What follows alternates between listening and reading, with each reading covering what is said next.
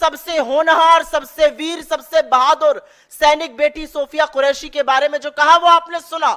वो सुनकर पूरा देश स्तब्ध है। मैं उन शब्दों को दोहराऊंगी नहीं, क्योंकि मैं उस तरह का पतन नहीं करना चाहती हूं इस मंच से। और बीजेपी ने इस आदमी के खिलाफ भी कोई कार्रवाई नहीं की, कोई अनुशासनात्मक कार्रवाई नहीं की गई। बीजेपी और मध्य प्रदेश की सरकार और दिल्ली की केंद्र सरकार हाथ पर हाथ धरे बैठी रही, जब तक कि जबलपुर हाईकोर्ट ने निर्देश नहीं दिया कि एफआईआर हो। और एफआईआर भी बिल्कुल अनमने ढंग से बिना प्रॉपर चार्जेस लगाई की गई, और उसका कच्चा चिट्ठा आज कल हाईकोर्ट की सुनवाई के दौरान बयां हो चुका है। क्योंकि पूरी की पूरी पार्टी और सारी सरकार, केंद्र की भी और मध्य प्रदेश की भी, विजय शाह को बचाने में जुटी हुई थी। अब वो जगदीश देवड़ा को बचाने में जुट जाएगी।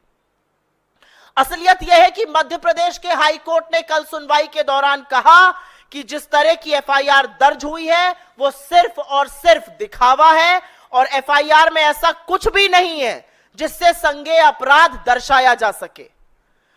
अदालत ने टिप्पणी करते हुए कहा कि यह ड्राफ्ट ही ऐसा बनाया गया है कि इसको रद्द किया जा सके, और बेंच ने आगे कहा कि इस एफआईआर में कुछ नहीं है। बेंच ने कहा इसमें सुधार करना चाहिए, बिना हस्तक्षेप के और बिना दबाव के ऐसा एफआईआर की जांच को आगे बढ़ाई जाए और इसकी सुनवाई फिर से होगी। यह असलियत है मध्य प्रदेश की सरकार की, यह असलियत है मध्य प्रदेश की पुलिस की, यह असलियत है बीजेपी की मध्य प्रदेश में और बीजेपी की दिल्ली में।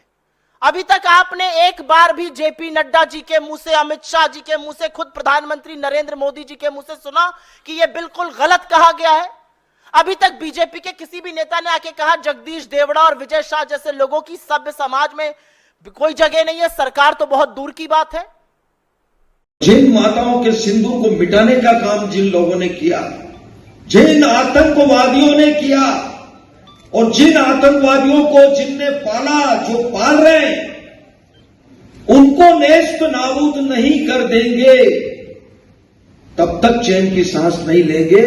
और यशस्वी प्रधानमंत्री जी को हम धन्यवाद देना चाहेंगे, और पूरा देश की वो सेना, वो सैनिक उनके चरणों में नतमस्तक है।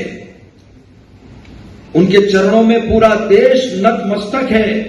उन्होंने जो जवाब दिया है उसकी जितनी सराहना की जाए, जितना कहा जाए, एक बार उनके लिए जोरदार ताली बजा करके